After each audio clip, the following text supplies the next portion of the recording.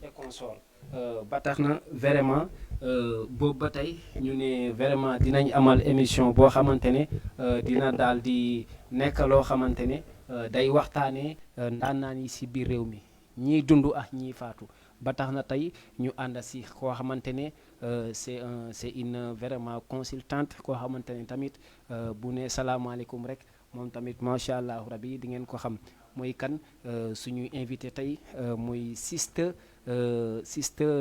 Ndioufa muy koo xamante ne vraiment di fas yéene moom di dalloo moom si émission bi di nataalu bés bi war a waxtaanee kan moom bu nuyoo ba pare rek dinañ leen wax kan dañ leen indil tey ci table bi ngir daal di koy waxtaanee Siste Ndioufa maa ngi lay nuyu bu baax a baax di la jox sa wàccuwaay lan ngay daloo waa télévision Jama TV.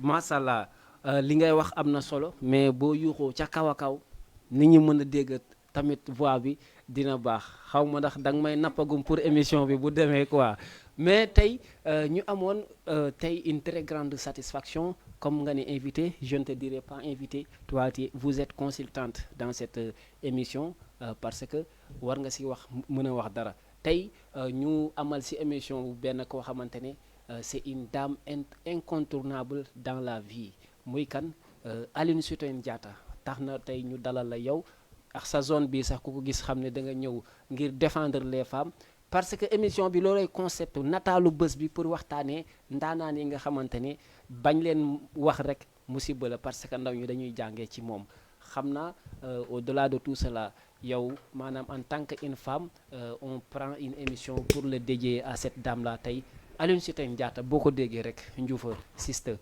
maanaam boo ko déggee tey ñu ne Aline Sitoé Diatta rek yow lan lañ mën a jàpp loo xamante ne vraiment mooy sa première réaction maanaam sa première li nga xamante ne mooy sa entendement buñ la ne Aline Sitoé Diatta.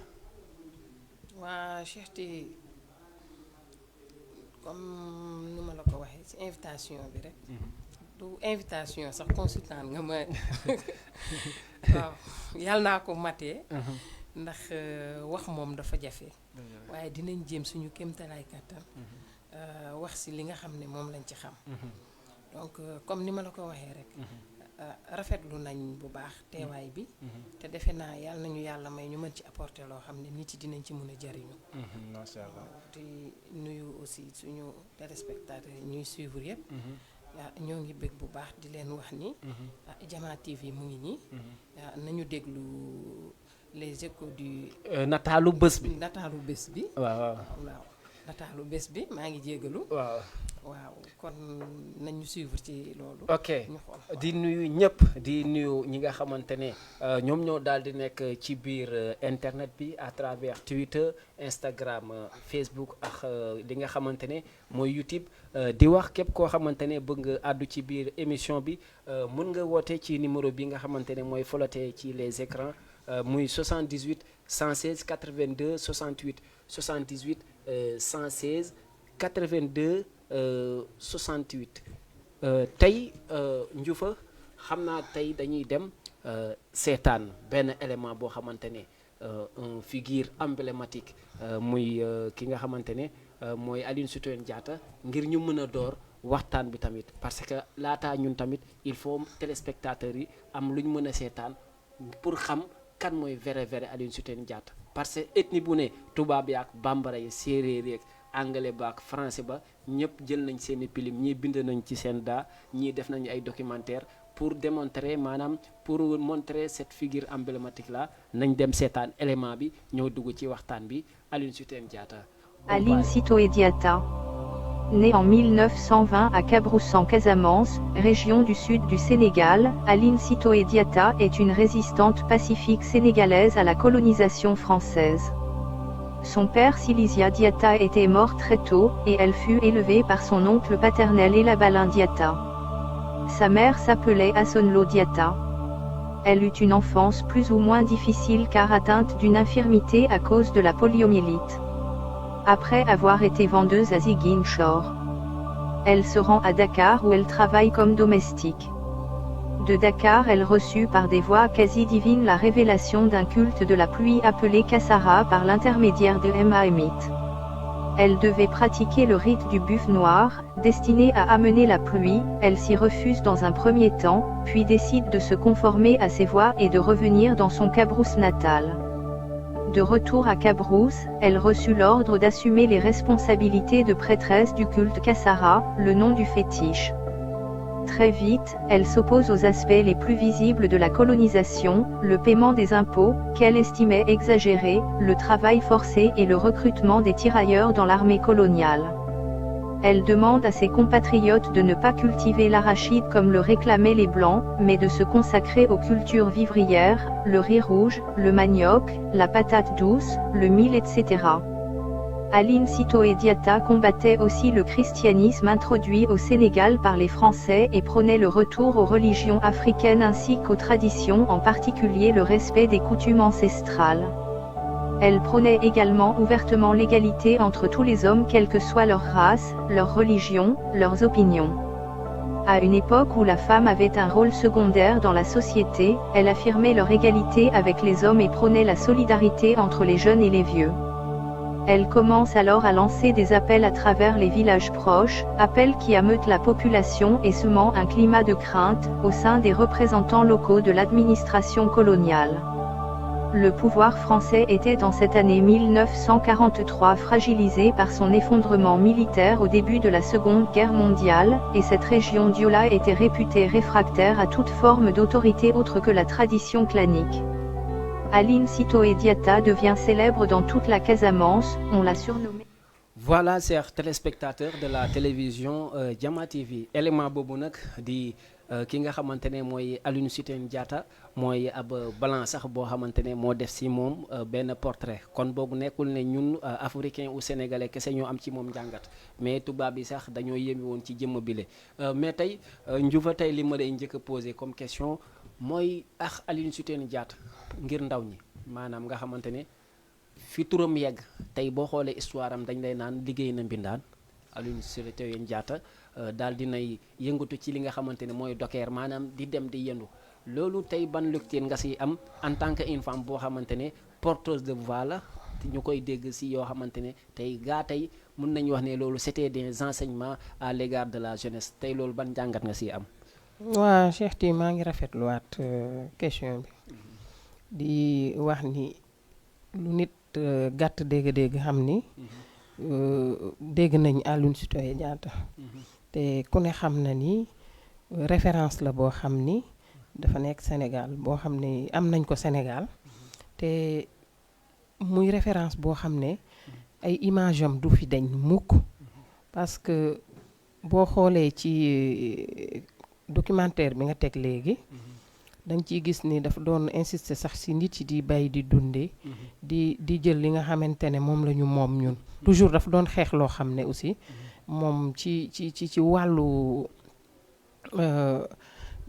moom sa bopp ci côté bi nga xam ne moom nga bëgg a dundee ci côté bay dundee bi ci côté liberté ci côté bu nekk te ku ne xam ne ni jigéen bu am jom la woon jigéenu bañkat la woon ndax dafa jàngale lu bari jaar foo xam ne ci ay mbindaan ci ay liggéey yoo xamante ne ba yàlla dogal tey turam yegg si fii du hasard boo xam ne loolu la parce que fi mu jaar ak fi turam agsi loolu enseigné na femme bu nekk jàngal na femme bu nekk pour ñu mën a jël ci moom ay royukaay pour valoriser ñun suñu bopp en tant que femme mën a roy si moom waaw mu daal di am solo en tant que jigéen aussi tey parce que dañuy wax Aline Sitoé Diatta au-delà de porteuse de voix bi mu nekkoon tamit tey dafa am benn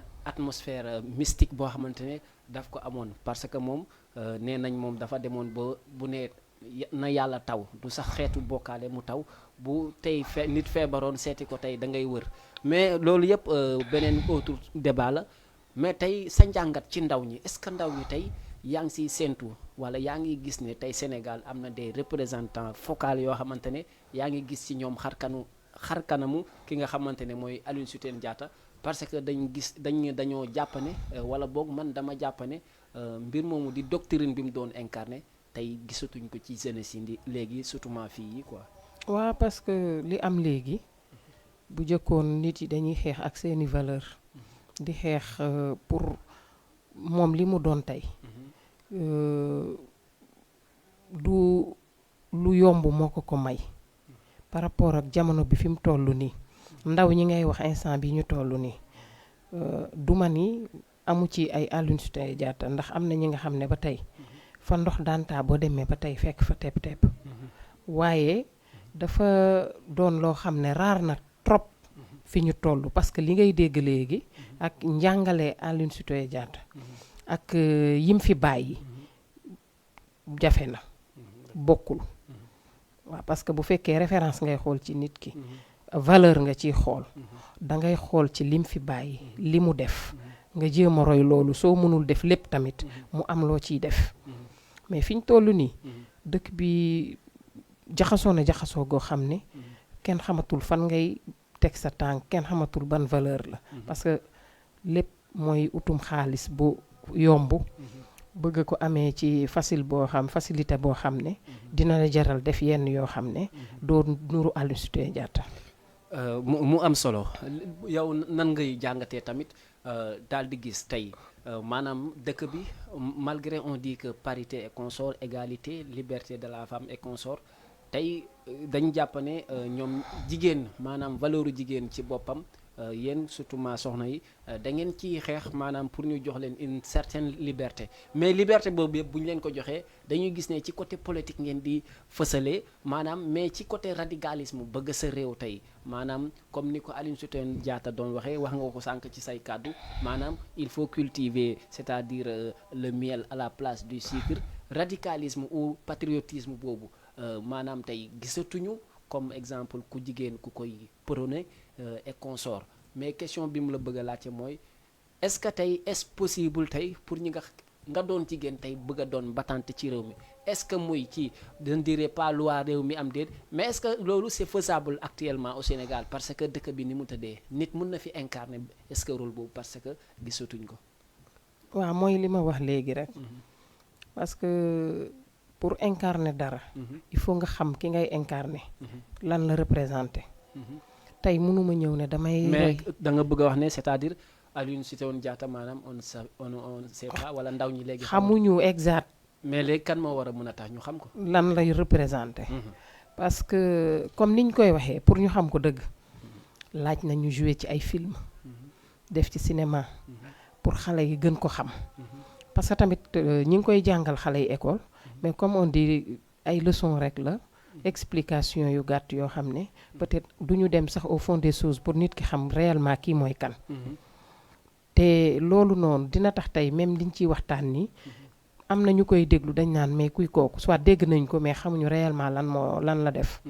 te genre jàmbaar yu mel noonu dañ leen di war di defal ay kii yoo xamante ne.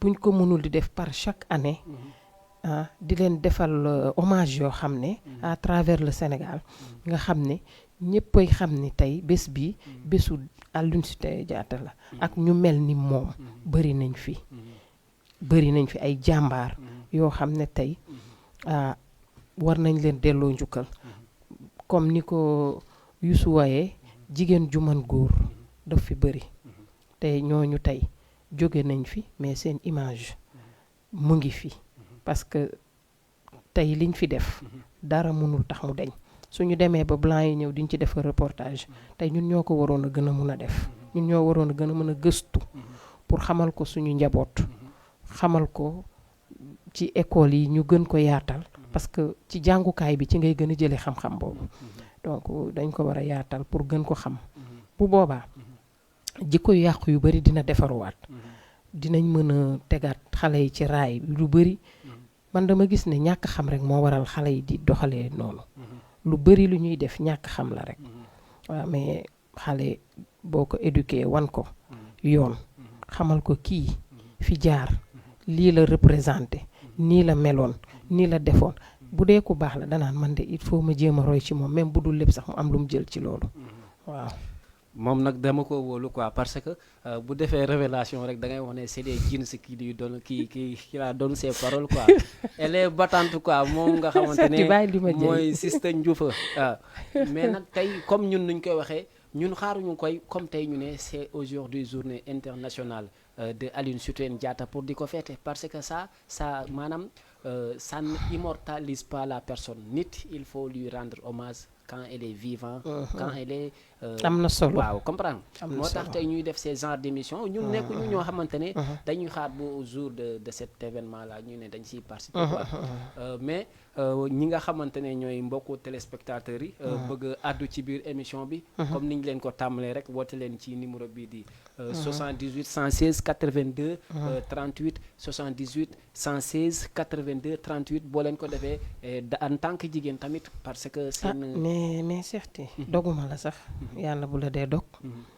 mais comme niñ ko waxee rek sànq laajte nga ndax am na ay Aline Sitoé Diatta yu fi am bien sûr fii nii ci dëkk man de gisatuma ci dëkk bi am na gisatuma ko xanaa yow nga wax ma ko mais man gisatuma am na am nañ référence ñun ku mel ni madame Diarra kooku référence la Aline Sitoé Diatta la si ñun madame Diarra mooy kan madame Diarra mooy Collé lañ koy wax mooy Diarra bu comico ok je me rappelle quoi waaw di présidente jigéen ok ànd booloo liggéey ndax koo xamante ne ay valeur rek la lay renseigner di la jógloo di la yee ngay yeewu suba teel mu lay jox looy demee pour mun a am looy fond booy mun a jóg liggéey pour jàppale sa askan mais Aline Sitoé Diatta da doon jàmmaarloo tubaab yi est-ce que Diarra am na postulat boobu non yeggul si jàmmaarloo ak ay tubaab wax dëgg yàlla mais ci côté bi ma lay waxee ni Aline Sitoé Diatta mën nañ ko rey ci fànn yëpp ci jàmmaarloo tubaab ak ci ñafe comme ni nga ko waxee ni dafa jaar ci liggéeyu kër ba mën a yegg si tey fi mu yegg si moo lay wan ni am na ci ñi nga xam ne tey ñi ngi jaar ci ay liggéey yoo xam ne du seen bopp rek mais ñi ngi jàppale ay femmes yoo xam ne tey moom mën nañ ko ci citer parce que koo xam ne da nga takku yore plus de li nga yor ci ay femmes kenn xamul nan lañ tollu wakaam presque genn wàll gi yëpp ñi ngi sa ginnaaw nga leen di jàngal ay formation di leen jàngal man mooy suñu Aline Sitoé Diatta madame Diarra mooy aussi seen référence waaw loolu moom révélation yu bees la comme sax ni ma la ko waxee parce que bu fekkee ni nga ko waxee tamit parce que moom c'est que li tax ma wax loolu dafa baax ci genre yu mel noonu ñu leen di fësal ñu leen di fësal parce que xam leen fépp à travers du monde yëpp ñu xam leen parce que liggéey boo xam ne tey da nga koy def rien que jàppale ay doomu aadama ñu ciy gis seen bopp tout le temps loolu war nañ ko mën a fésal fu ñu toll te tey bu ma sañoon aussi day teew gën a mën a fésal li muy def mais yoon yemul ci benn am na solo maanaam xol bu iñaanul wala xol bu bëggul moromam du yéene moromam li nga yéene mooy jëmm jooju noonu di madame Diarra mais nag comme ni ñu ko waxee sànq loolu laa la wax ma ne la képp koo xamante ne jël nga yoonu mbaax yoonu njub yoonu entrepreneuriat rek mën nañ la jàppee benn Aline Sitoé Diatta mais avant ñuy dem seetaan yi beneen élément bi ñuy fàttali téléspectateurs yi ku bëgg a woote mun nga woote ci numéro bi di 78 116 82 38 mais tey beneen question bu ma bëggoon xam tey pour xam si sa njàngat tey utilisons le miel à la place du sucre maanaam j'empêche aux jeunes Sénégalais de franchir ou d'intégrer l'armée française et consorts maanaam boycottons les cultures arachidières tey bu fekkee Aline Sitoé Diatta da doon gëmloo ci ay idéologie maanaam nañ enraciné wuñ ci suñuy mbir. bay dundee du noonu. waaw bay dundee maanaam loolu égoïsme la parce que bëgguloon dara ci tubaab bi quoi loolu égoïsme la wala dépassé na foofu. non du égoïsme nit ku nekk. boo sañoon yow. buñ ko defoon defe naa. gëm ko. tubaab duñu mës a noot wala du am benn kii suñu kaw parce que nit ki li nga am muy bay dundee muy ci wàllum artisanat bi fi nekk ñuy defar loo xam ne ñun ñoo ko moomal suñu bopp suñuy produit la dina développer réew dina jàppale askan ndax dëgg la li ñuy jëli ji di ko indi fii suñ doon utiliser li nga xam ne ñun moom la ñuy defar moom lañ moom ñu yem ci duñu jëli li tubaab bi indi dina bëri lum ñuy dimbali te loolu ci wàllum gëm sa bopp la bokk moom dafa gëmoon boppam parce que gëm sa bopp weesugu nga proposer loolu pour yow nga koy def di bayloo moom di ko dundee lépp loo xamante ne tubaab yaa ngi koy def nga bëgg ko bàyyeek ñoom jël li nga am bu doon lu ñu gëm la lu ñu topp la lu ñu jàpp la weesu nañ fii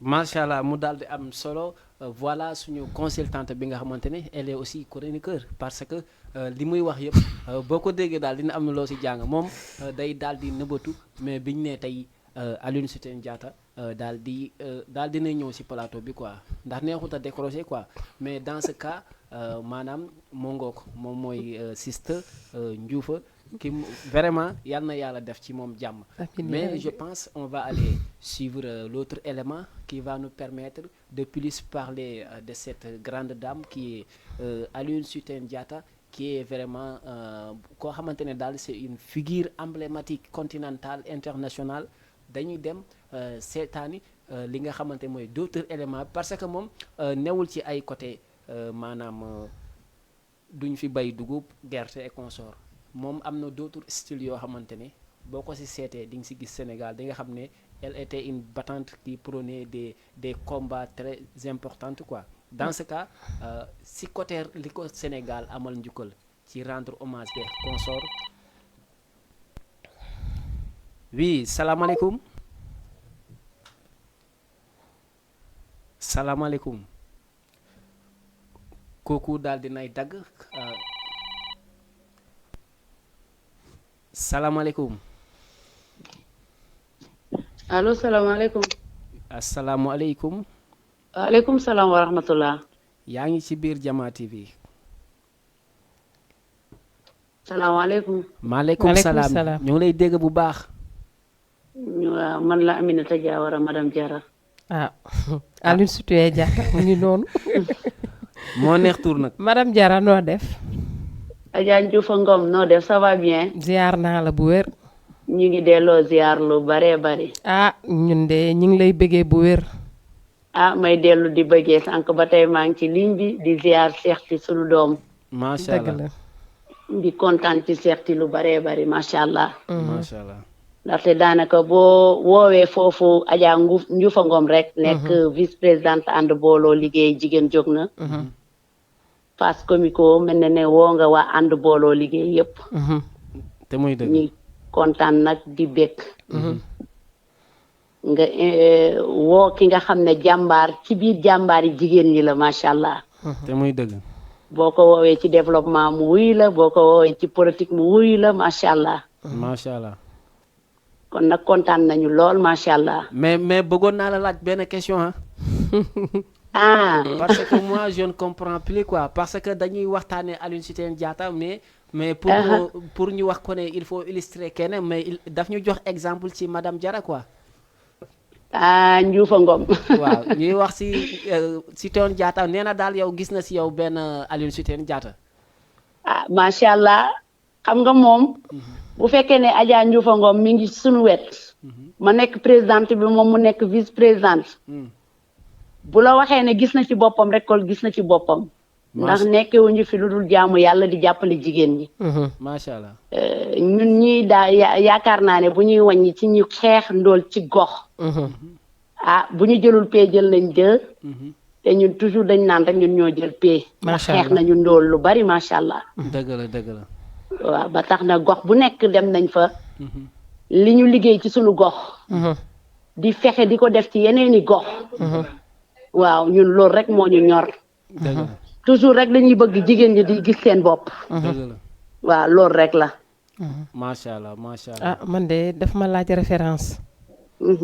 te référence boo nekkee ak moom gis li muy liggéey ak li muy def pour jàppale femmes yi di leen jàngal parce que nit ki may la mu jàngal la ni ñuy nappee ngay napp ji di amal sa bopp moo ko gën wallaay te defe naa yow loolu nga jàngal femme comico yi femme du ma wax comico wakaam laay wax donc kon bu ñuy joxee référence dëgg la Aline Sitoé Diatta jigéen ju mën góor la ñuy roy si moom te ku roy si moom jàmbaar nga ñuy cité jàmbaar nag kon yow duñ la fàtte parce que lu ñu mën tey yow yaa tax kon waroon nañ la mun a invité fii nga ñëw toog wax lu bari waaye ku ne xam na ne jot bi amul te mooy loolu yoon yemul ci benn dëgg la yoon yemul ci benn yoon yemul ci benn macha allah kàddu yi Njuufa am na solo lool yow moom daanaka sunu liggéey moom boo doon toog foofu di nga wax duñ fi jóg déedéet ndaxte ñun amuñu sens interdit benn quartier bu ñu demee ba jiital ànd booloo liggéey mu yaatu yaatu goo xamante ne macha allah buñ ne ñun ñii àttanuñ ko waaye yàlla mu ngi ñu koy àttanal ba tax mu jur fédération des femmes de valeur kon ñun toujours rek dañuy jàngal nit ñu nu ñuy nappee mais duñu fi nekk di maye loolu la ñuy dund kon nag li nga wax rek ne yoon yamul ci benn Cheikh ci sunu doom la sunu xarit la yow nga nekk sunu sœur nekk sunu xarit nekk sunu lépp bokk ci mouvement bi nekk ci tet yi kon nag li ñuy wax rek dañ naan yoon yamul ci benn macha allah bii di ñëw mooy dàq incha allah incha allah ñu ngi ñaan yàlla yal na ngeen àggaleeg seen sago amiin yaa rabbi di ñaan yàlla télé bi yal na gën ci télé yi ci barke Seydina Muhammad sallallahu alayhi wa sallam amiin liñ naan rek li duuf ci cin li xajul ci nag bi waaw dëgg la kon nag ba beneen rek incha allah kontaan nañu rafetlu nañ dugg bi bu kontaan baax nañ ko macha allah kontaan ci yow macha allah jërëjëf Cheikh si jërëjëf Adja Ndioufa merci beaucoup merci beaucoup ok merci on est très content de votre appel et on a une très grande satisfaction aussi de votre part vraiment moom boo waxee rek da ngay gis ci moom diine quoi te daa am loo xam ne c'est un dafa am solo personnel muy xam naa sax seetloon ko bu toogee buy gërëm day wax ne sama jëkkër quoi à tout moment day jiital jëkkëram waaw Aline Sitoé Diatta bu jëkkëram bi mu gaañoo dafa taw 2 jours kon ça veut dire est-ce que ku am ngërmaane jëkkër rek am ngërmaane yàlla quoi tey xam naa am nga contentement ci ñuy waxtaanee une grande dame tey seen président waaw ñuy waxtaanee une grande dame dugg joxe ci contribution lu ñuy neex la te du jay nit walla bëgg lu ko neex moo tax ñu koy cité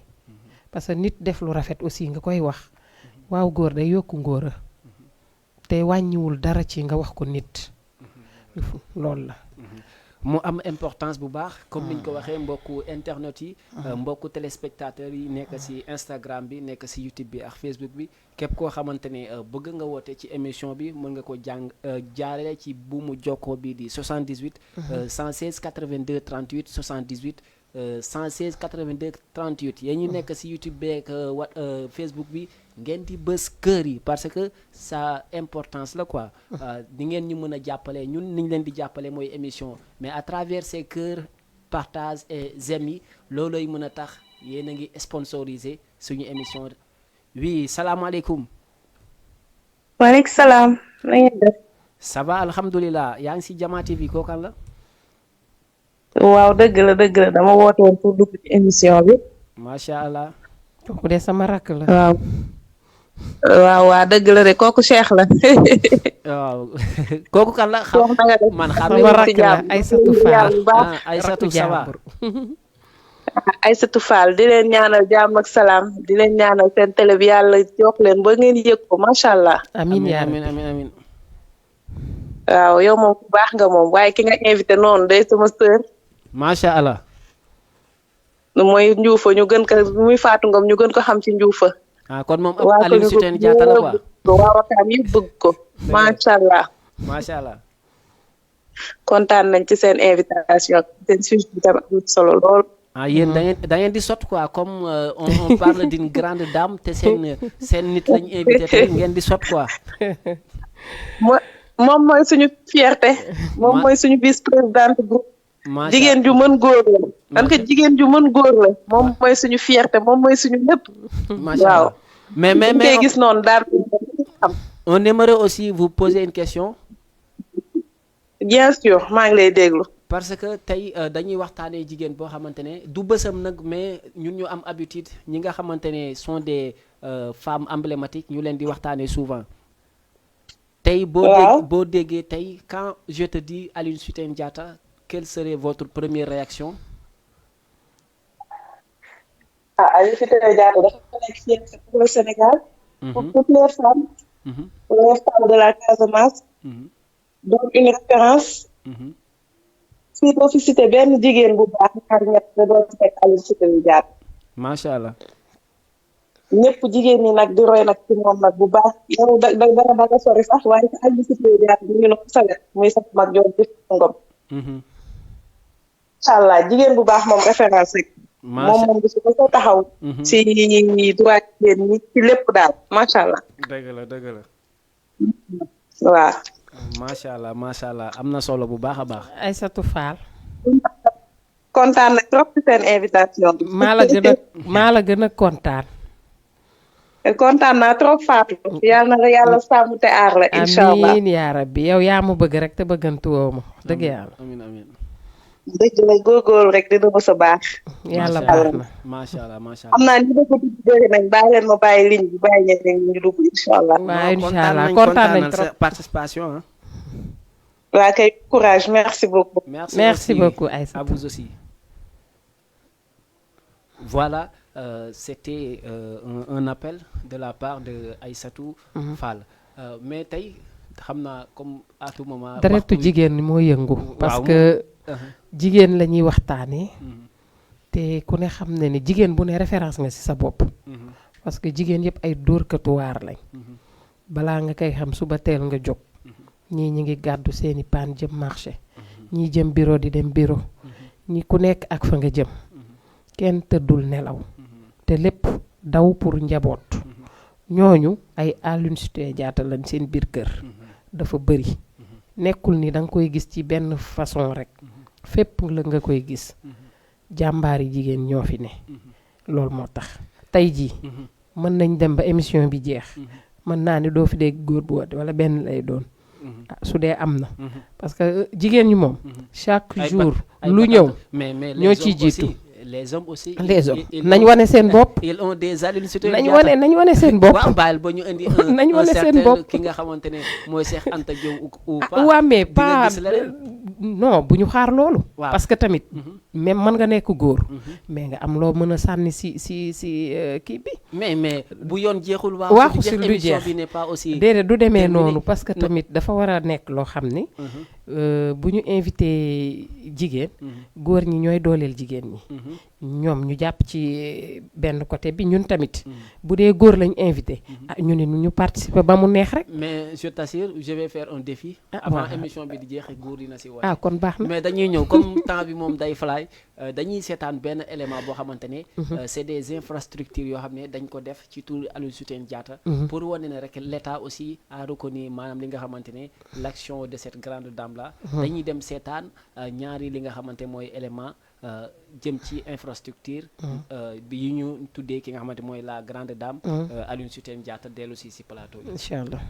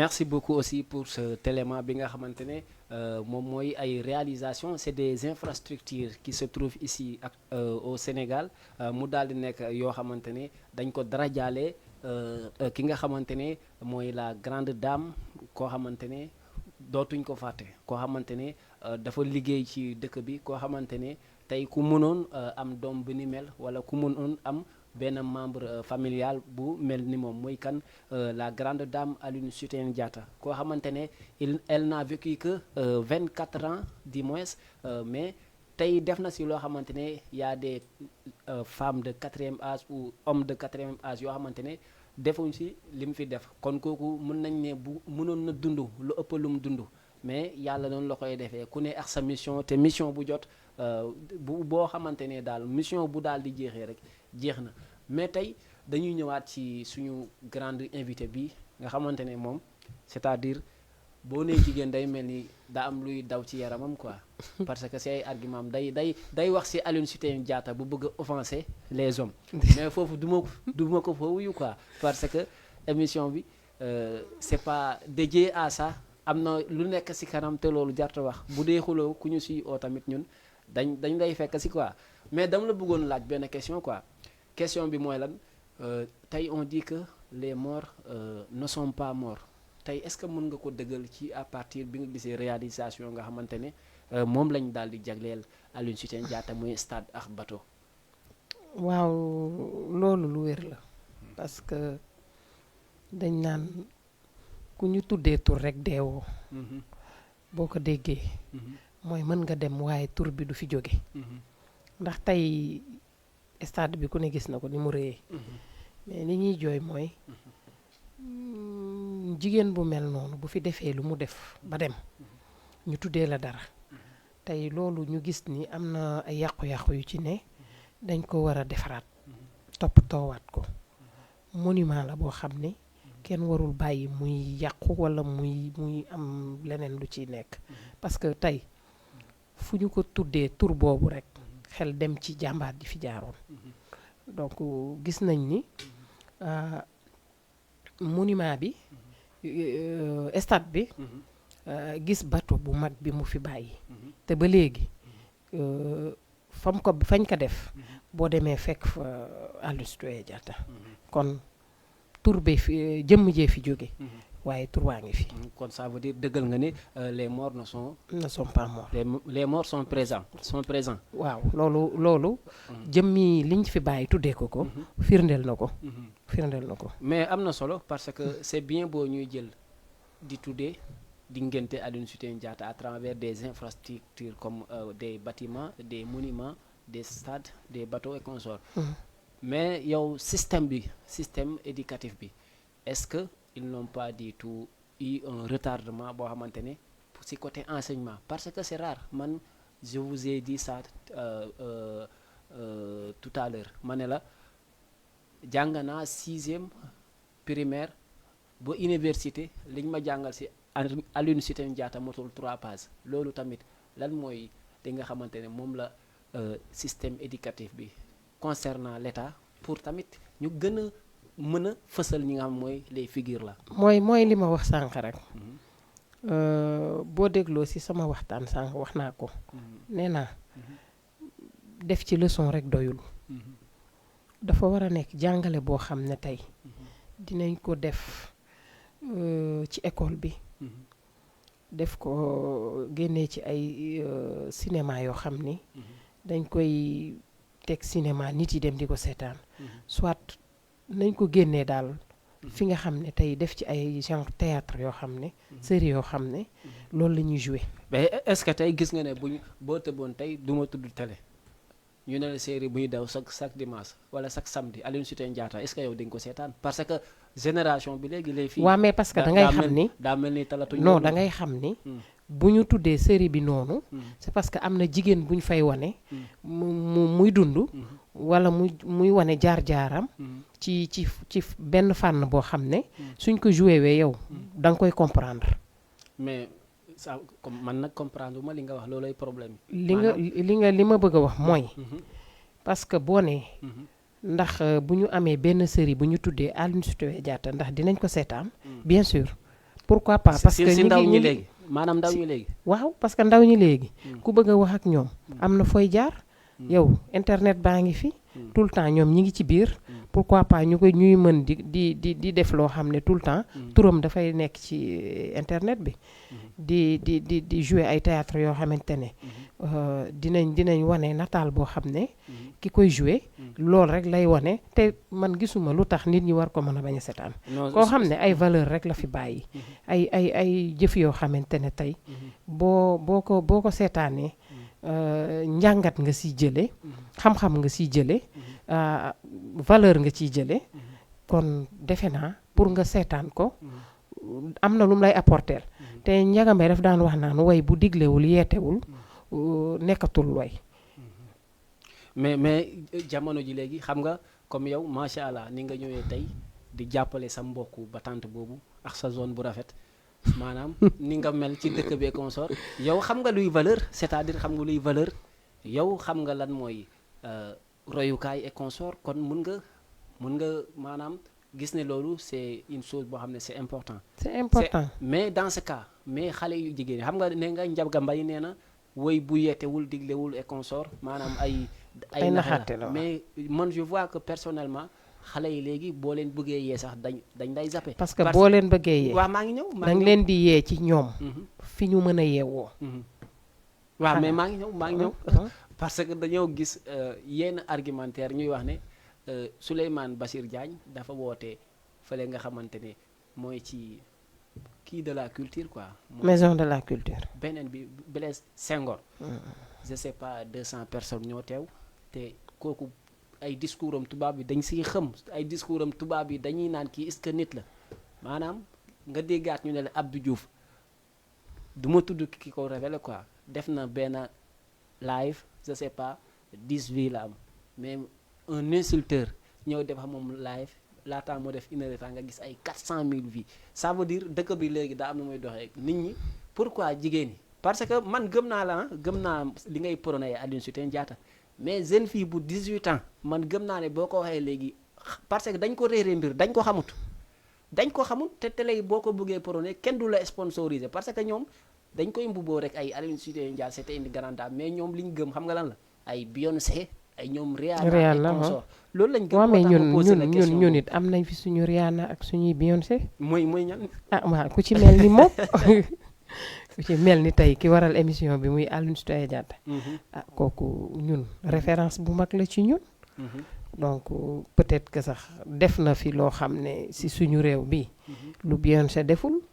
fa mu dëkk wala parce que ñooñu peut-être ñi ngi leen di bëggee à travers way yi ñuy way solo bi ñuy solu loolu la mooy seen histoire si sama xalaat bu gàtt mais bon ki nga xam ne moom daf doon fighting depuis xale nekk si souffrance boo xam ni lépp dafay xeex pour jigéen am liberté kooku pour nga njukkal ko man je trouve que ni kenn waru ko comparer sax ay Beyoncé ak ay keneen ak keneen ay référence la yoo xam ne yooyu jàngale la boo xam ne njàngat la boo xam ne tey ñun ku am ci ñooñu jël ci tuuti ci seeni valeur rek yàlla mun na la dimbali ci lu bari ay bañkat lañ waaw am na solo mais bokk téléspectateurs yi nga xamante ne aussi dañuy seetaan dañoo bokk ci mbir mi képp koo xamante ne tu as une thèse boo xam ne tu veux maanaam défendre cela vous n'allez qu'à appeler góor ñi dugg leen nañ dugg joxe seen góor ay présenté émission bi te man j'ai une affection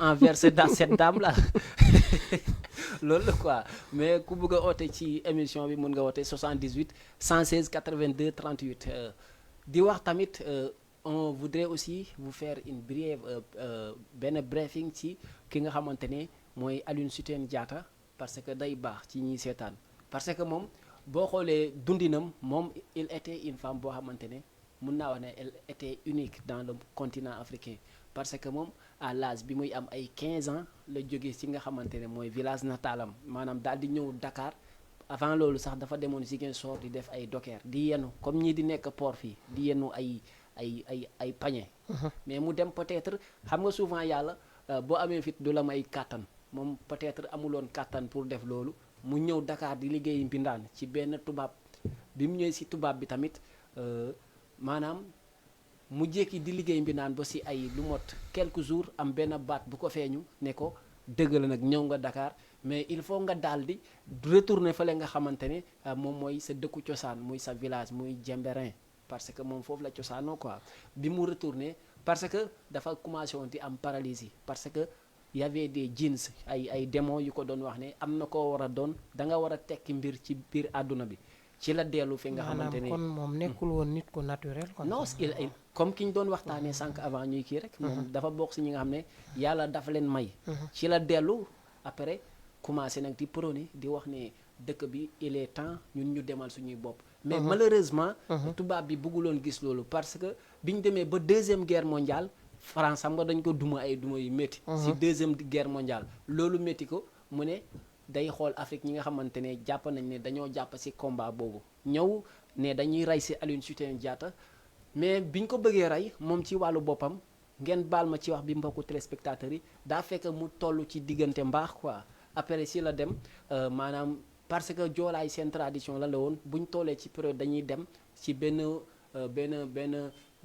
maanaam benn suturlukaay ci àll bi ci la ko fekk ci la tubaab bi ñëw bëgg rey biñ ko bëggee rey jël beneen daam ray ko juwaale ko Aline Sitoé Diatta si la dellu seeni mu ne ñett léegi nag jeex na pacifisme la doon woote mais il est temps mu jàmmaar wax tubaab bi ndax dañ ko bëgg a rey ba rey ay nitam kon loolu jeex na si la ko tubaab bi daal di jël exilé ko Gambie moom souffrir na fa mu jógee foofu ñu exilé ko fi nga xamante ne moom mooy Tombouctou foofu lañ ko def prison joxuñ ko mu lekk joxuñ ko mu naan par la suite tamit doon jàmbaar te lekkoo naanoo tey amatoo benn puissance. kattan day wàññeeku. fala daal di faatoo nag maanaam mu doon dans des circonstances très désastreuses moo tax genre yooyu da nga leen di wax parce que ku sa yaram di yaramu gor bu ñu la expliquer histoire bi nga xamante ne koo xamante ne amul sax bac après di prôné loo xamante ay master ñu ngi fi di ñu rayax yoo xamante ne amul benn importance kon ñooñu dañ leen war a delloo njukkal.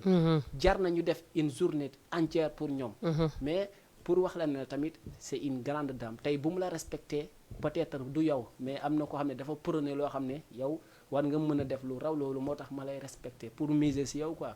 ba tax na mbokku téléspectateurs yi looloo tax aatu moom ñu leen di àndal genre émission bi di leen di éveiller si ces concepts là ba tey du jeex à travers wax ngay sketch léegi dañuy dem jël benn sketch boo xamante ne ab élément la ay xale yu tuuti tànk ñoo ko daal di def si jëmm ji nga xamante ne mooy Aline Sitoé Diatta pour gën leen renforcer ngeen xam kan mooy Aline Sitoé Diatta ci dëgg-dëgg njufa nañ dem seetaan élément bi te dikkaat si biir plat incha allah.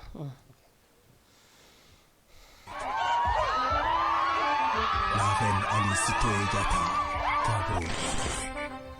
Baliba oh baliba baliba oh baliba baliba jabatay eluleni Aline Sitoé Diatta Alino oye Sitoé Diatta anala legna anala tamuyake jabote luleni Alino oye Sitoé. Bonjour à toutes et à tous. C'est un grand plaisir pour nous de vous retrouver encore sur la voie des enfants. Aujourd'hui, les enfants vont vous parler d'une femme exceptionnelle, d'une femme brave, d'une femme qui a marqué fort l'histoire de la Casamance, du Sénégal et aussi de toute l'Afrique. On l'appelle Aline Sitoé Diatta. Bonjour Kéva. Bonjour Bisou. Bonjour Mariam. Bonjour Bisou. Heureuse de vous retrouver. Merci. Aujourd'hui, ensemble, nous allons étudier la vie de la dame de Kabou. Je vais commencer la première étape avec la question. Qui est Aline Sitoé Diatta? Plus que jamais, cette dame mérite d'être connue. Née en 1920 à Kaboul, en Casamance, Aline Sitoé Diatta a une courte vie mais pleine d'histoire. Sans moyens et sans aucune prédestinée. À la résistance, elle a su pourtant imposer ses conditions. Et par amour pour son pays, elle a su résister aux envahisseurs qu'elle considérait comme des structures de société. À l'âge de 18 ans, elle a quitté Ziguinchor pour aller travailler à Dakar, comme bonne, chez un colon. De retour chez elle, elle entraîne son peuple dans un mouvement de désobéissance civile. Elle encourage chacun à refuser de payer l'impôt, à abandonner la culture de l'argent voulue par les Français. au profit du riz. Elle est arrêtée en 1943 et meurt en 1944. Ok, merci Mariam pour la réponse. Kéba, qu'est-ce que tu peux rajouter à la réponse de Mariam? On peut rajouter que Aline Sitoé Diatta est venue au bon moment de la vie. Parce qu'elle naquit en 1920, il n'y avait pas de force de résistance au Sénégal. El Hadji Omar Foutiyou Tall avait mystérieusement disparu dans les grottes de Bandiagara. Lat Dior, tué en Derklé. Alboury Ndiaye, assassiné en 1898. Les Français avaient conquéri tous ces territoires. C'était le seul mouvement de révolte en disant aux paysans casamançais d'arrêter le culte commercial dicté par les Français. Ok, merci Kéba, ton analyse est pertinente. Comme on dit aux Zambiens, la valeur n'attend point l'âge. Maintenant, on va passer à la deuxième étape de Aline Sitoé Diatta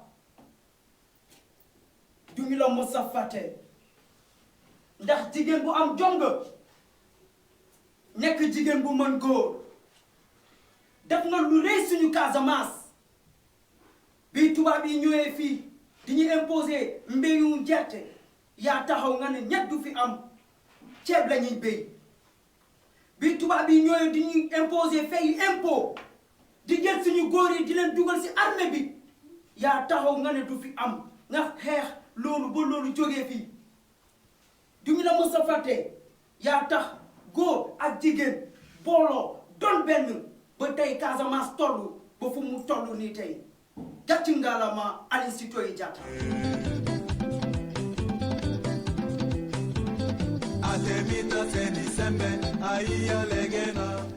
merci beaucoup pour élément boobu nga xamante ne ba tey génnul ki nga xamante ne mooy figure emblématique boobu nga xamante ne elle avait une dimension incontournable et elle avait aussi une dimension qui est très très très importante parce que moom référence la woon te boo nekkee référence mooy koo xamante ne mun nañ sukkandiku ci yow pour tabax dëkk bi parce que dëkk bi gis nañ ne li koy tabax jamono ji du waxi kese dëkk bi pour tabax ko tamit jikko yi daf siy bokk parce que li ngay xamante ne mooy ressource humaine dafa am solo ci nit nekkul dundu lekk ak naan ak lekk lu neex mais à tout moment li ñuy wax daa am ce qu'on appelle nourriture et loo xamante ne dañ koy tuddee nourriture spirituelle du weesu ñi nga xamante ne ñoom dañoo ay gaynde yu fàq tëdd la maanaam fii nii ci réewum Sénégal mais tey Sister Ndioufa ba tey duñ la bàyyi tey à travers élément bi nga seetaan ban jàngat nga ci am si théâtre bi xale yi def ci. waaw mooy li ma wax léegi sànq rek si théâtre yi ñu war a def tey gis nga xale yi jàngale bi ñu indi su yaatu woon mu gën a yaatu peut-être dinañ gën a xam kan mooy Aline Sitoé Diatta parce que xale yi indi nañ si lu am solo jàngale fii li nga xam ne moom la fi def lu mel nii laa doon wax sànq tey buñ ko yemale ci genre sketch pour xale yi ñuy def na nekk loo xam ne même mag ñi dañ koy jouer na nekk ay série na nekk loo xam ne épisode yoo xam ne ci loolu la ñuy seetaan gis naa ni peut-être que bu ñu bayee suñu waar rek bu ñu jàpp ni buñ ko defee du réussir pourtant mun na réussir mun na jàll donc kon nañu ci jéem ndax wax dëgg yàlla lim fi def jar na rendre hommage jar na njukkal surtout muy jigéen nga xam ne tey avant muy dee souffrir na lu metti te lépp xeex liberté moo ko indil kon tey ñun jigéen war nañ ci gën a mun a taxaw sax en tant que jigéen ñi gën ci jël référence gën ko jàpp. mais yow ñi ma nga jàmbaarloo tubaab yi pour def ne Aline Sitoé Diatta. en tout cas gaynde la woon de xam nga am na ñu ko say roy ngir jàmbaar te xamuñu. waxuma la man mais bari na ci ñu ñemewul li mu def. parce que moom boo xoolee au fond. da ngay xam ne dafa am lu yàlla def ci moom. mayu yàlla la am. ndimbalu yàlla la am. te am na lu mu xam. loo xam ne doon na ko dimbali. te loolu du ñëpp la ko yàlla may. jagle la ko ñëpp. waaw déedéet. waaw sans ñu dem ci beneen élément daa am loo xamante ne tamit il faut ñu waxtaanee ko parce que ça touche un peu à l'actualité actuelle du Sénégal. muy lan pourquoi ñoom Aline Sitoé Diatta ñoom Yacine Boub sa mbokku jigéenu talaatay ndeer yi. ñooñu ñëpp dañoo gis à travers li nga xamante ne dañ koy prôné parce que damaa gis ne manque de promotion et de visibilité. mooy tax ñooñu dañ leen di waxtaanee mais à tout moment ñu gis des drames désastreux yoo xamante ne.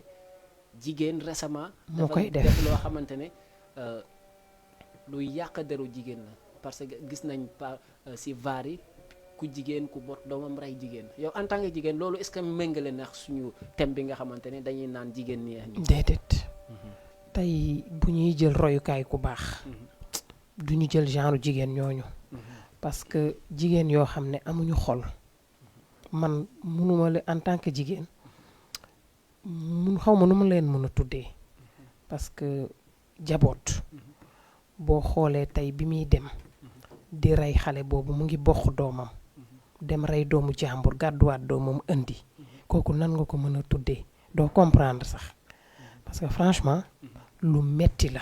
kon kooku mën nañ jàpp ne kooku bokkul sax mere na ko bokkul sax ci li tax ñuy jàngale royukaayu Aline Sitoé Diatta. oui salaamualeykum. aleykum salaam. yaa ngi ci biir Jama TV noo tudd. ça va sëñ bi noo def mbaa ngi ci jàmm. ça va alhamdulilah rabil alamin. yaa Mounass Coulibaly la. Mounass Coulibaly yaa ngi ci biir Jama TV. tey si jigéen ñi la bokk de. yéen damay commencé di leen di couper quoi. Maymuna parce que damay bañ soxna si gagné ma quoi. Maymuna Coulibaly. soxna si dina la gagné parce que dafa am ñu. man de gisaguma góor bu woote. ba émission bi di jeex doo ko gis. yow dong lay doon. di nga yéex a gis góor de. du ko gis de boo nekkee si place amuñu jot sax am. ñu ngi ci kartukaay ak lidokaay yi. man de jaaxal na ma. en tout cas looloo tax de. nee naa ko jigéen boo gis bañkat la. tamit dëgg parce que ku mel ni kii woote nii tey moom it comme si jigéenu ñi ngay lim ak Aïssatou mi fi génn ñoom ñëpp ay Aline Sitoé Diatta lañ ak madame Diarra ak keneen ak keneen ku ñu lim ak ku ñu limul parce que képp koo gis muy xëy suba teel dem ñafe ji gëm sa bopp mën a taxawu sa bopp wax dëgg yàlla man loolu laa lay jàppee te ñoom ay jàmbaar lañ ay ñu gëm seen bopp lañ wax dëgg yàlla buñ defee émission bu mel nii ñoom ñu dugg ci pour joxe seen contribution daf may neex. mais Coulibaly ban satisfaction nga am ci thème tey bi ak jigéen bi leen fi teewal. waaw satisfaction bi moom je pense que c'est général parce que ki nga fa teg noonu comme li muy wax rek jàmbaar bu mag la parce que comme li ñuy wax jigéen ñu ngi ci tool yi ñu ngi ci kër yi ñu ngi ci école yi ñu ngi ci entreprise yeeg yëpp aujourd'hui dañu wane ne góor ñi niñ mënee takk seen tubéy noonu la jigéen ñi mënee takk seen sër ba mu dëgër di liggéey di wane seen doole xaaruñu dara ci góor ñi moom moomu toog foofu noonu la mel lépp lu mu am moo ko amal boppam di njafe bàyyiwul vente en ligne bàyyiwul dugg ci association si di jàppale yeneen moroomi jigéen ñi ñu ni tamit noonu bu ñu xëyee 5 heures du matin la ñuy yeew liggéey génn ñëw toog suñu kër yi lépp lu ñu am bokk kook suñuy famille waaw parce que loolu leen gis na jamono bi loolu moo koy doxal aujourd'hui place boo dem directeur boo wàññee benn directeur di nga si teg benn directrice place wul jaayukaay boo romb buñu ne benn cantine bi góor a ko moom beneen cantine bi si des jigéen a ko moom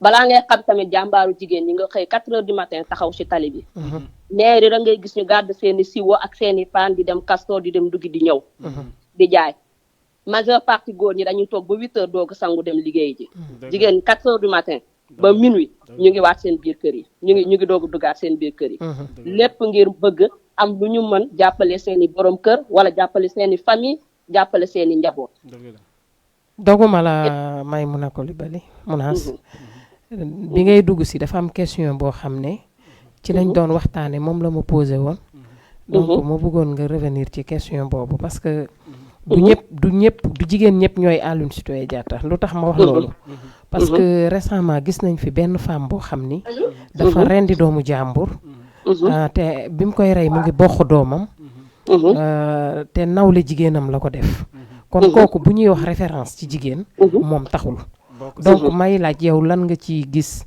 comme loo ci indi quoi lan mooy métitam si waaw si loolu waaw en tant que jigéen man ma wax sa côté boobu noonu jigéen kese aujourd'hui fi ñu toll la dañu toll si mujjut jamono dañoo toll foo xam ne nit ñi ñoo amatul yërmande si nit ñi loolu mooy premier problème bu ñu am gëmatuñu yàlla xamatuñu fu ñu jëm loolu moo ñu gën a sonal tey jii nii te am na si ñoo xam ne aussi alalu àdduna da leen jaral lu nekk bu fekkee ne alalu àdduna dala jaral lu nekk da ngay dem ba sa gëm-gëm day wàññeeku da ngay dem ba nga xam ne sa xel dootoo ànd teeg moom donc di nga def yenn yoo xam ne nit ñi dañ naan mala nga dootuñ la considéré ci comme nit kooku bokk doomam rey doomu jàmbur kooku doonu tut nit pour man dañ ko war a génnee ci nit ñi bokkutu ci parce que soxor sax waxuma la rey de xool xale sax laal ko sa dóor ko ba mu jooy sax kooku bu ko defee man pour man bokk doonatoo nit asama bay rey doomu jàmbur foofu la ñuy waxee aujourd'hui jamono bi ñu toll la dañu toll foo xam ne dañu toll mujj jamono bu ñu àndut ak suñu xel àndut ak gëm yàlla rek lu bëri dañ koy def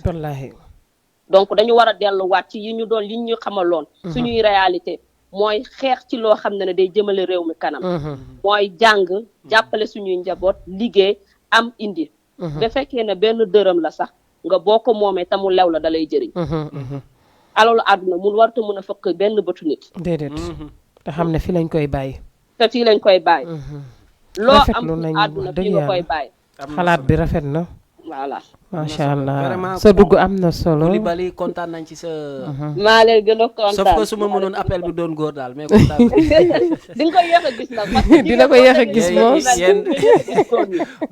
amuñu sax jot boo demee ñun mais sant yàlla di leen ñaanal émission bi gën a am doole yàlla yokkal leen xéewal yi yokkal leen mën-mën gi amiin yaa rabbi di ngeen ko séntu yàlla yóbbu fu ko raw amiin yaa rabbi yàlla mën nga ko yàlla na ko yàlla def amiin yaa rabbi kontaan nañ bu baax d'accord merci kontaan nañ bu baax si dugg bi merci beaucoup jërëjëf kontaan nañ luy doon sa première réaction si appel am laataa ngay continuer si fi ñu nekkoon waa réaction bi mooy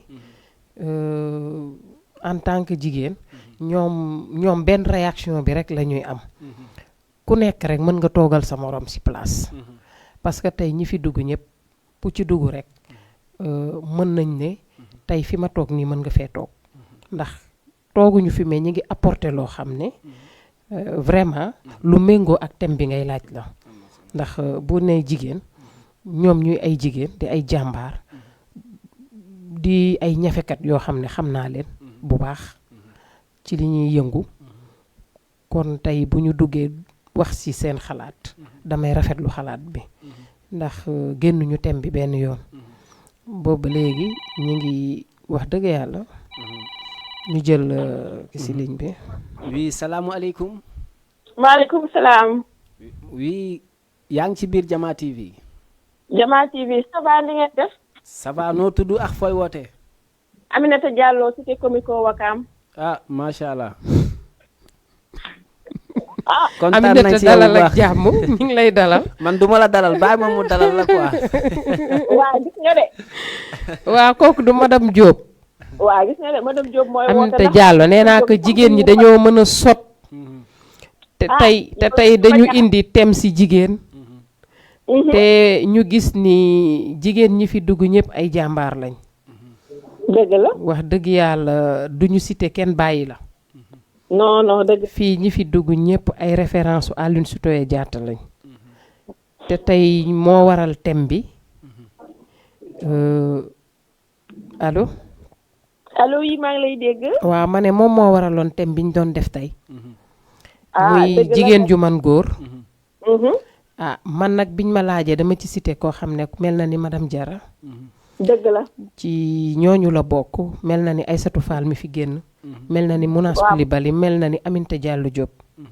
dëgg la kay. kon Aline Sitoé Diatta yi bëri nañ ci kër yi.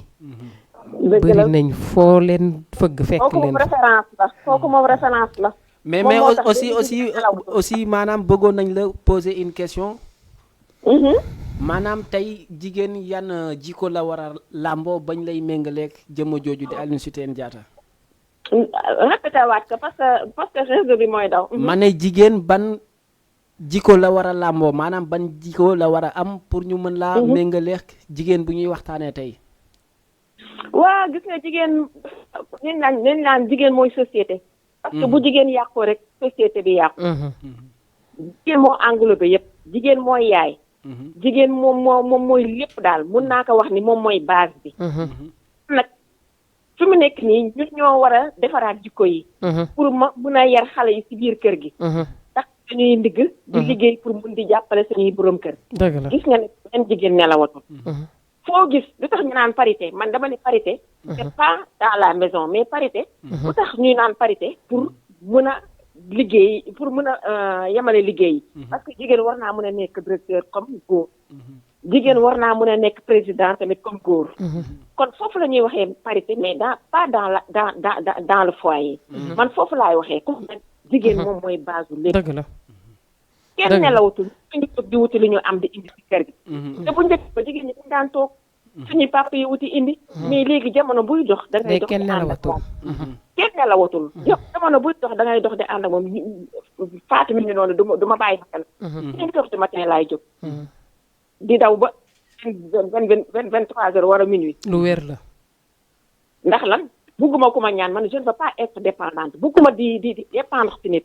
nit ki da nga war a di defar sa bopp pour am. dëgg la ëllëgër ci biir fu sa jëkkër taxaw nga mën faa taxaw dimbali ko. mais toog rek tamit léegi jamono buy dox rek da ngay dox. ànd ak moom jamono bi moo ko laaj.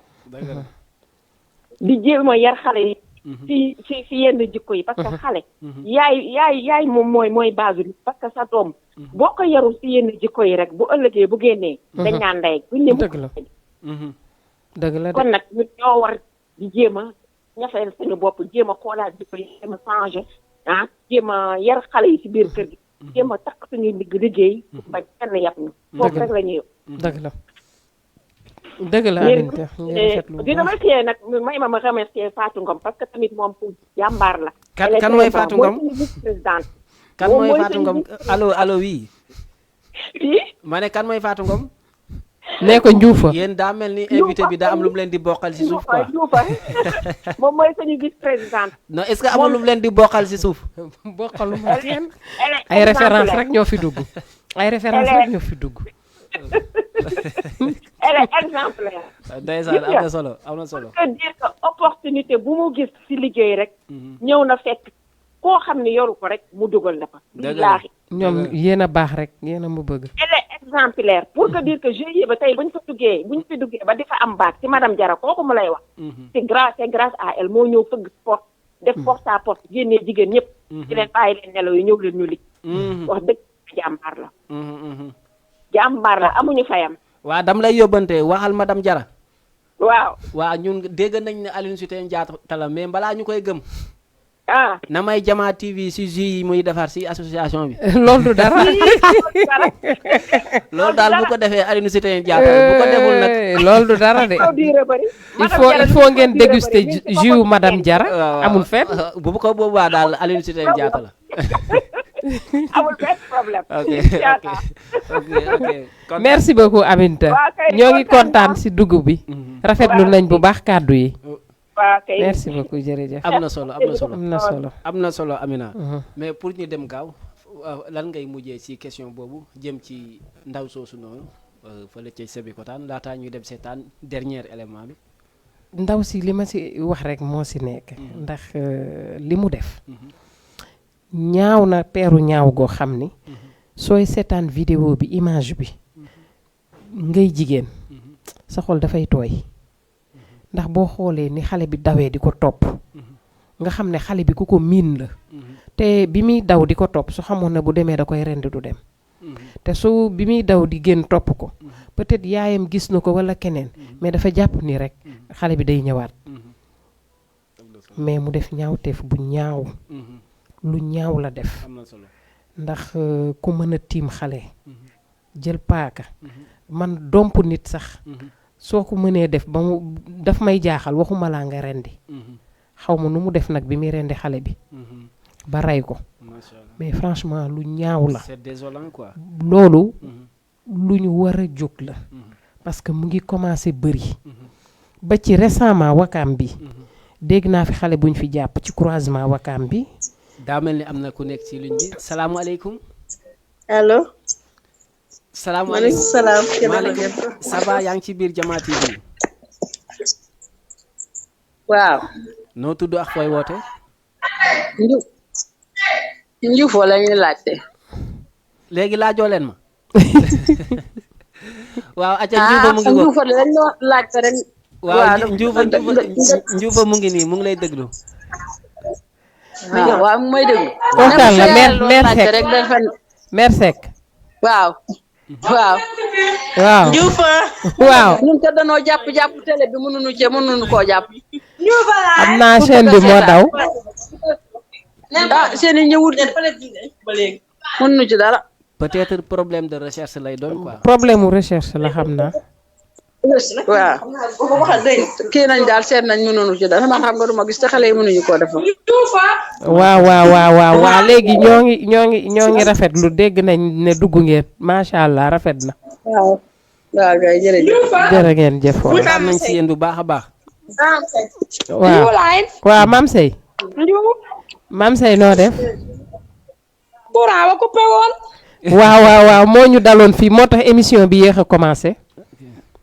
ba yéen a nga ci. yaa ngi en direct de. sama mag ju baax ji. macha allah bëggoon naa la poser benn question avant ngay quitter laata waxtu di ñu dab tamit. kontaan naa waxal waaw. waaw li ma la bëggoon wax tey jigéen yi maanaam c'est-à-dire seen comportement ak seen melokaan jamono ji te amoon nañ maanaam ay références yoo xam ne war nañ leen mën a roy mais defatuñ ko dañuy jéggaane di roy jigéen lan moo war a mën a doon postilam maanaam habitude am ak jigéen kan la war a roy pour tegu ci yoon. waa xanaa ñu roy suñu mag yu baax yi rek. ñoom Fawade Wele. Maam Jaara Buso ak Aline Sitoé Diatta. xanaa ñu roy ñu rek waaye jigéen ñi léegi moom xam rek léegi dañoo tàmm tubaab bi culture tubaab bi. ay ñoom Rihanna ay ñoom Beyoncé lañuy copier. waa gis nga. moo tax waaye nag ñu jéem a mel ni ñooñu rek xam nga. man ne ko si jéem a mel ni ñooñu rek.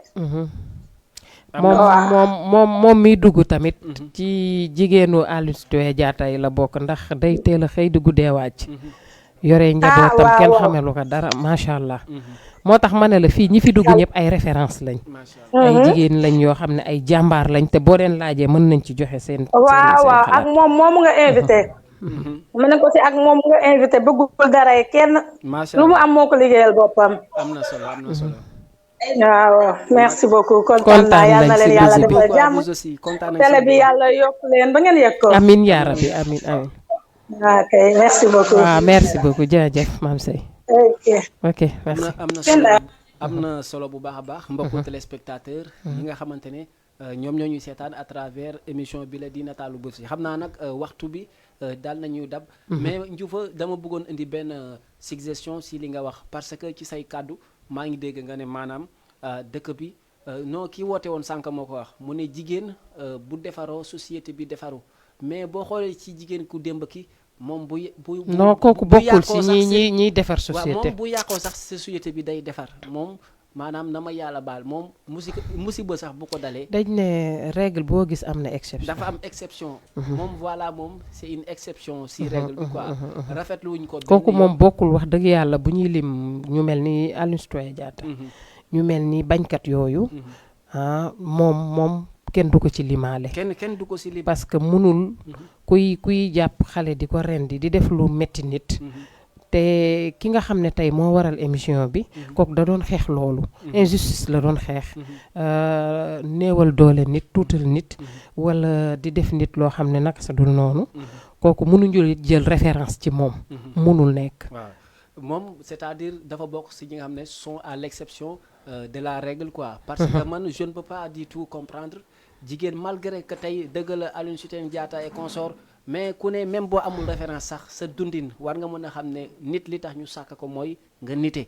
je ne peux pas comprendre jigéen bu ñuy wax ay jigéenu talaatay ndeer ñoo xam ne taal nañ seen bopp ndax bañ ku leen yàpp ma gis une soi-disant femme boo xamante ne maanaam liy yëfam yëpp mooy rey xale loolu non kooku moom rafetul ci image du Sénégal quoi. parce que su doon lu mu def benn yoon mën nañ jàpp du tayeef wala am na lu nekk ci moom mais ki nga xam ne dafa jël nuñ koy waxeeti xale yéem koo dugal ci foos dugal xale ci foos yàlla dogal jotul dee ñu sauver ko kooku war nañ xam ni bu nee dinaa rey nit war nañ ko gëm te li ñu def nii tey li mu def ca njëlbeen ga la parce que suñ ci jógoon booba mu dugalee xale bi ci foos amaana du rey xale bi waaye Sénégal dañu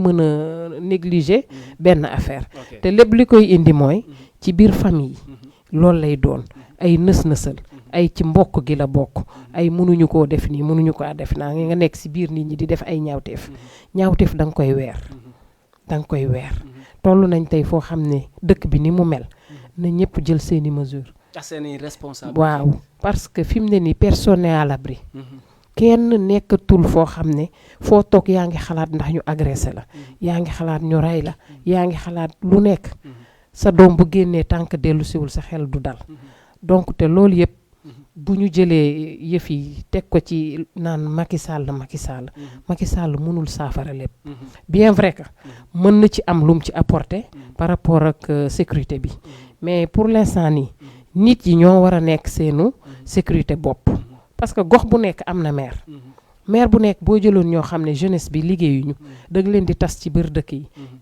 koñ yi kuñ ci gis koo xam ne yow ciblé nañ la ne la yow doxoo luy jàmm ñu xool ci lan ngay dox am ñoo xam ne dañuy monter bëccëg ak guddi ndax agression bi guddeeg bëccëg la gox bu nekk def ko day wàññeeku bu baax a baax parce que bëri na temps yi ba nga xam ne nit ñi kenn xamatul fan nga jëm kenn xamu ko te lépp utum dërëm l'argent facile moo ko indi nanguwoo jóg ñafe nanguwoo teel a yeewu liggéey bu nit ñi di liggéey yow yaa ngi tëdd di nelaw parce que da nga war a dem sàcc guddi te loolu yëpp li ko indi tey bu ñu jëloon ci référence yi fi nekk yi passé peut-être que dinañ doxale neneen lu dul noonu parce que vraiment Sénégal temps yi moom metti na trop am na solo bu baax te yàlla na yàlla saafara amiin dañuy dem seetaan li nga xamante ne moom mooy dernier élément bi mais doo fi toog te nuyuma de passage ki nga xamante ne mooy Cheikh Tidiane Ndour di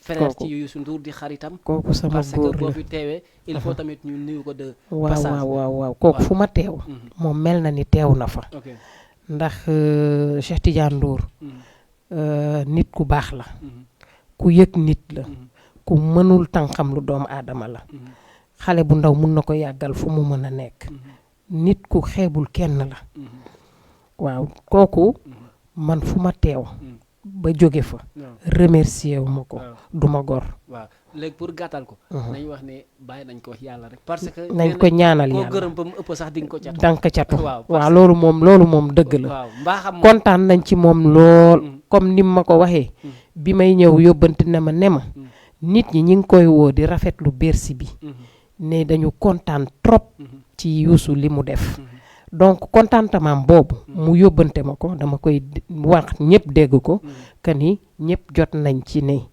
Youssou ñëpp kontaan nañ ci li mu def parce que fa mu dem Sénégal la fa représenté te ñëpp a kontaan ci liggéeyam kon Ndour sa yóbbante agsi na waaw macha allah moom tamit moom lii du yow yaa ko wax maa ko wax Youssou Ndour Cheikh Tidiane Ndour famille Ndourène Jama TV aussi Bercy incha allah ci prochaine bi incha allah loolu moom nañ dem lu ñuy topp la nañ dem seetaan élément bi dernier élément bi pour tëj li nga xamante ne mooy jataay bi incha allah camarade sous un arbre à l'université Assane Seck de Ziguinchor. Youssouf Diallo est un étudiant en même temps enseignant à Kolda. À la question de savoir est-ce une nécessité de rapatrier le reste du corps d'Aline Sitoé Diatta au Sénégal, voici sa réponse. Bon, je trouve l'idée très pertinente et très importante aujourd'hui pour le peuple sénégalais. Parce que quoi qu'on dise, Aline Sitoé Diatta, c'est une référence, c'est une fierté nationale. Donc c'est très important aujourd'hui quand l'État pense vraiment à rapatrier l'ossement de Aline Sitoé Diatta. C'est des choses qui sont très importantes. Mais vraiment, peut-être ce qu'il faut insister surtout, que les ossements qui doivent être rapatriés au Sénégal, que ce soit des ossements vraiment qui détermine vraiment la fiabilité que c'est Aline Sitoé Diatta. Ce sont les ossements de Aline Sitoé Diatta. Nous sommes justement au département d'histoire de l'université Assane Seck de Ziguinchor. Le chef du département nous accueille dans son bureau et donne son avis sur la question. Pour nous qui sommes historiens, c'est un fait assez significatif et qui peut avoir une portée pour vraiment les générations futures. Parce que quand on parle d'Aline Sitoé Diatta, elle est perçue comme une héroïne, donc une femme qui a eu à tenir tête à l'oppresseur colonial. Donc, pour ce qui est de la mémoire collective de cette région-là et du Sénégal, c'est assez important qu'on puisse rapatrier les restes donc, de sa dépouille, qui, à mon sens, pourrait contribuer vraiment à créer un lien entre ce passé douloureux que nos populations ont vécu et, disons, ce qu'on veut donner comme sens à notre société dans le temps présent. Ce projet de rapatriement des restes d'Aline Sitoé Diatta peut servir de fil conducteur pour à la fois nos gouvernants comme pour la population sénégalaise.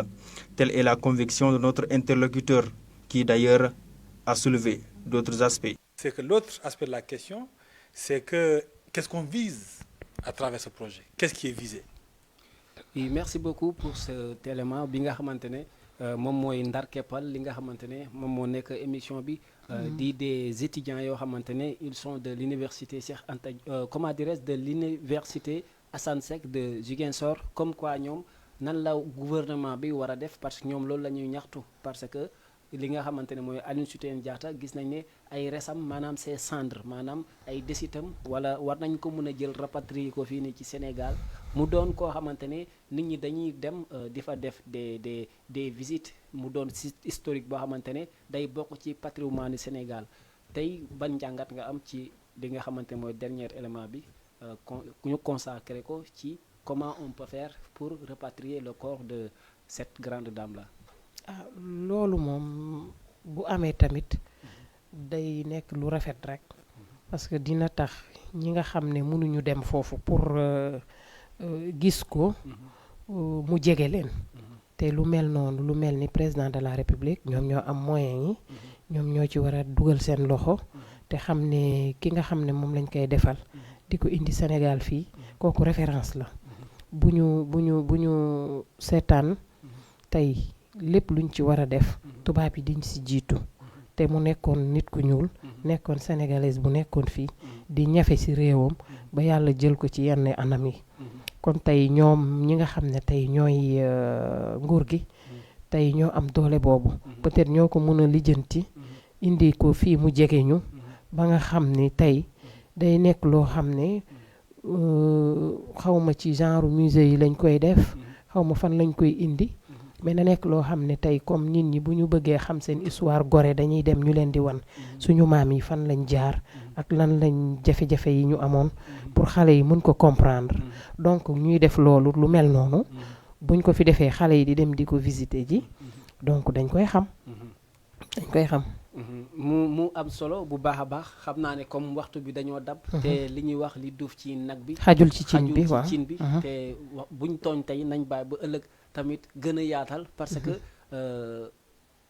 débat bi mënut a jeex thème bi mënut a jeex mais aussi di gërëm ñi nga xamante ne mooy ñooy mbokk téléspectateur ñi ñu safoo di ñu seetaan ci Jama TV et consort gis nañ lépp mais li ñu leen wax rek la meilleure manière de nous maanaam épauler mooy ngeen di bës kër yi rek di partager rek parce que tamit fi ñu toll tey noonu ngeen ñu mën a jàppale à travers YouTube Facebook Instagram et Twitter dëgg la mais tey su ma la nee lan ngay tàggatoo ak mbokku téléspectateurs yi nangu naa dóor nga ma 4-0 parce que jigéen lañ doon waxtaanee quoi mais tey sa dernière réaction ak tey lan ngay tàggatoo ak mbokku téléspectateurs waa Cheikh ci kontaan rek ndax tamit yow moom macha allah dañ ne xale bu loxoom setee mu mën a bokk ak ay magam te gis nañ ne ndaw nga boo xam ne yaa ngi jël sa loxo kenn xam mën naa ne xamuñu la bu baax parce que li ngay def ci suuf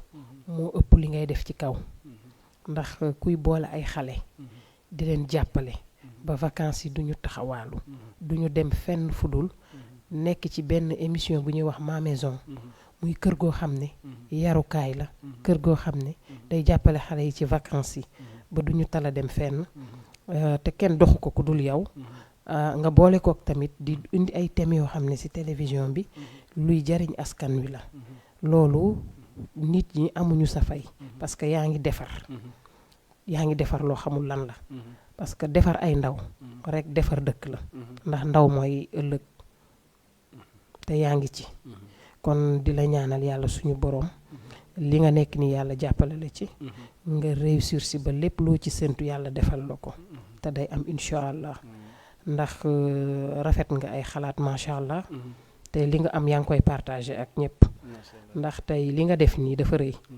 bon man pratiquement plateau télé moom yaa ma fi njëkk a invité laay wax sax waaw te wax moom dafa jafe nañ jàpp ni su rafetee bañ neex a dégg ci yàlla suñu borom la waaye lépp lu ci dëng rek man la parce que wax moo jafe te yombul daal waaw jéem nañ nag suñu kéemtalaay kàttan waa di rafetlu émission bi bu baax di remercier nag sama waa kër yi ma bàyyi sama yaay samay sœur samay doom maa ngi remercier ñëpp ñi dugg ñi duggul ñëpp ndax ku nekk bëgg nga dugg leer na ma ne émission bi buñ ko defoon ci heure am tey ay téléphone dinañu sonal te loolu wan nañ la ko sax ci ay minutes yu néew waaw kon nii rek la mënoon a demee parce que coupure courant moo ñu teewoon comme ñëpp waaw ci liggéey bi la bokk donc ñuy rafetlu invitation ñu rafetlu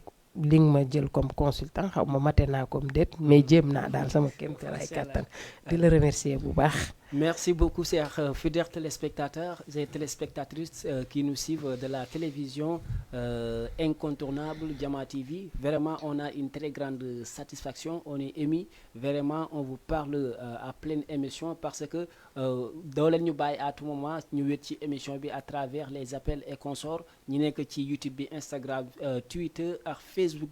Nous avons kilifa diine, kilifa aada, kilifa cosaan, kilifa politique. Nous avons ñu ngi jël suñu tàggatoo di leen koy jox di wax ne vraiment kontaan nañ ci seen présence di ñuy gunge ci grande émission bi di nataalu bés bi di teewal ñoo xamante ne ay emblématique lañ fii ci réew mi tamit di remercier ki nga xamante ne vraiment joxe na tey au fond maanaam def na tey lu weesu luñ ko doon xaare duma wax nag mooy deuxième kan ou pas mais incha allah dans les jours à venir di ngeen ko gën a maanaam mën a xam moom mooy kan parce que mbir maa ngeex moom malgré que c'est sa première émission mais xam ngeen ne elle est très talentueuse muy kan Sister Ndioufa moom moo ñu doon gunge ci émission bi vraiment ñuy kontaan ci moom mais tamit comme ni ñu koy waxee à tout moment di gërëm ki nga xamante ne moom mooy le directeur général de cette télévision. waaw moom tamit doguma la maa ngi koy remercier. waaw kon léegi niil nañ gërëm naa ko ndax ku baax la moom tamit accueil bi rafet na macha allah. te wax dëgg yàlla. nit ku simple la. ku oyof la. wax dëgg yàlla bi ma ñëwee nii rek. mel na ni dama ko xam bu yàgg. te oyof moo mel noonu. wax dëgg yàlla di ko ñaanal télém bi lépp lu mu ci séntu yàlla suñu borom defal ko ko. yàlla na ci am lu kawe njortam. macha allah lépp lu mu ci bëgg rek yàlla na ko suñu borom def. waaw yéen féetewoo leen ak Aline Sitoé Diatta man kookoy sama Aline Sitoé Diatta parce que tey moom nga mujjee gërëm ça veut dire moom. xel day fàttu. waaw ak luñ mënti wax daal vraiment dañ niil daal vraiment di ko gërëm di ko sant mooy le directeur de la télévision Jama TV. parce que ni may wax chaque jour moom moo ñu won a leer askan bi di am mbégte di am cofeel vraiment ci li ngeen teewee ci émission bi j'espère que vous êtes bien maintenant dañ leen di jox dig daje ba ëllëg incha allah ci beneen numéro nataalu bés bi merci beaucoup chers fidèles téléspectateurs de la télévision Jama TV. merci beaucoup.